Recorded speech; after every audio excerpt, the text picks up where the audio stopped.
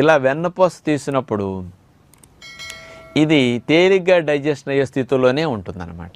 అందుకని పిల్లలకి, చంటి పిల్లలకి 6 నెలలు వచ్చిన తర్వాత అన్నప్రాసన మొదలుపెట్టిన కాడి నుంచి వాళ్ళకి పెట్టే పదార్థాల్లో వేస్తే నెయ్యి వెయ్యొద్దు.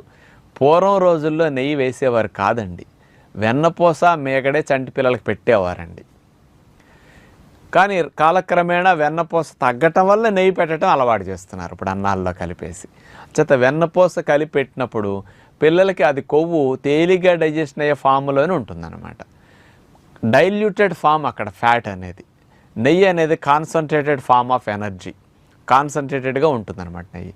ఇక్కడ మరిగించటం వల్ల జరిగే నష్టం వెన్నపూసకు మరగలేదు కాబట్టి ఆ నష్టం ఉండదన్నమాట. అంచేత పిల్లలకి అట్లా ఏదైనా పదార్థంలో ఏదైనా కలిపి పెట్టాలన్నప్పుడు వెన్నపూస ఎక్కువ వాడుకుంటూ ఉండండి. ఇది నిలవ ఉండే కొద్ది పులుస్తుంది. అందుకని ఫ్రిడ్జ్లో పెట్టుకోవటం, ఫ్రెష్గా 5-6 రోజులకు ఒకసారైనా తెప్పించుకోవటం.